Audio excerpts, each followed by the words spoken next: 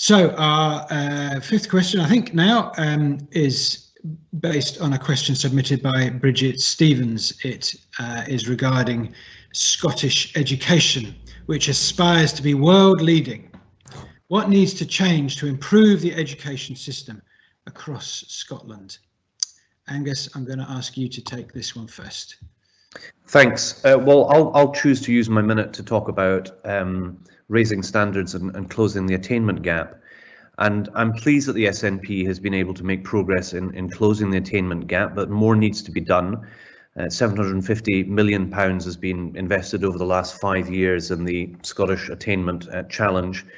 And as a result, we are seeing steady incremental gains in attainment across the broad general education system. So just an example, the gap between the most and least deprived pupils getting a level 5 award.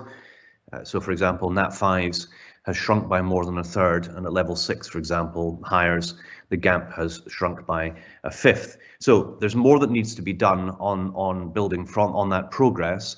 And the SNP is committed to investing £1 billion over the next Parliament in measures to recover from COVID, improve attainment and close the attainment gap. And being able to do that, including the increasing of teacher numbers and classroom assistants by a further 3,500, implementing a clear funded package of support for pupils who've fallen behind, devolving more powers and financial control to the people who know the pupils best, that's the teachers, and taking forward the recommendations of the OECD review on the curriculum for excellence. I think Scottish education is very good. I'm a product of it myself. I'm very proud of that. And there's more that we can do, and we intend to do that in the next session of the Scottish Parliament. Thank you very much, Angus. Miles, how would you address the issue of education? Thanks, John. So I think obviously the most pressing priority is the impact which kids being out of school has had on their educational attainment. And so there's a number of things I would like to see. It is basically about making sure we have a catch-up programme funded as soon as possible. And so we've put forward a plan of £120 million to directly go into supporting pupils. That would include a national tutoring scheme. I think that's one of the things which I know from parents who've contacted me. They're really keen to see how over actually the summer period they can actually make sure their kids can catch up. And I think that's something we should be seeing more resources going to. As been mentioned, we need more teachers. And so all parties at this point in time are looking towards that shortage. We've pledged 3,000 additional teachers. We also, I think, need to look at mental health in a way we never have within our schools, and that's something I've been passionate about in this Parliament. And we need to make sure we've got the counsellors, but we also need to make sure that those who have not really presented yet with mental health concerns, when they do, that support's going to be available. So it's something I'm keen to make sure not just the next government, but Edinburgh City Council really make sure they prioritise in providing support for pupils and support for teachers who are at the front line of that mental health crisis which we're about to face. Thank you very much, Miles. Alison, over to you for thoughts on education. Yeah, I think in order to improve the education system across Scotland, one of the things we've got to do is make sure we don't have so many young people living in poverty. We're heading towards 1 in 4 children in this affluent country living in poverty, 240,000 children. I took part in a hustings on this subject this morning, and all experts were agreed that we're moving in the wrong direction. You can't attain your best if you're living in insecure housing and your parents' work is precarious and is difficult to make ends meet. That said, I too believe that we need more teachers. Greens have a commitment for more than 5,000 new teachers. We also need to make sure that those with additional support needs are properly supported in our classrooms. I mean, that is absolutely key, and we know that's an area that is sorely lacking.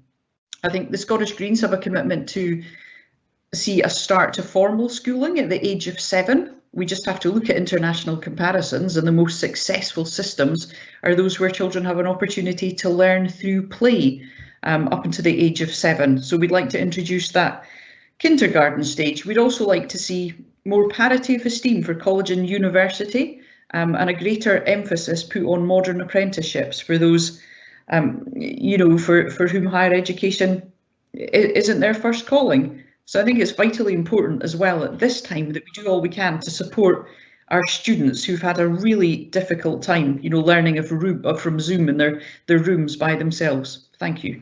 Thank you, Alison. Fred. Sorry, there was a pop-up message in the way of my dumb mute button. I think that the thing that's striking about this debate is that we've had this SNP government for 14 years, and speaking as the parent of teenage children and young people doing their national exams, even at great schools that we have in southern Edinburgh, the standards in our system are not keeping up with global standards. And I want to illustrate this by one policy area, because I think if we're going to keep within time, we have to pick on one thing. Many years ago, the Liberal Democrats in the UK, in England and Wales, just introduced a policy called the pupil premium, which gave money directly to schools proportionate to the number of young people who were receiving free school meals. The SNP produced their own version called the Pupil Equity Fund. It only goes to councils and it's highly tied up with strings, and it's not permanent, which means there are now many, many teachers, over 1,500 teachers in Scotland, on temporary contracts because they're being funded through Pupil Equity Fund, temporary money rather than permanent contracts. We need to put every single teacher in Scotland onto a permanent contract, and we need to make a job available, whether full-time or part-time, to every single trained teacher. Because I get that numbers are important, but the main number is simply there should be no unemployed teachers. Because if we're going to make an education bounce back, which is what we need to do, and if we can do all the exciting things that we all talk about, the primary thing to do is to make sure that every hour people spend in school is valuable. And that involves more teachers, more secure teachers, and giving those teachers an opportunity to do the teaching that they want to do. Thank you very much, Fred. Lastly, Daniel, your thoughts on education.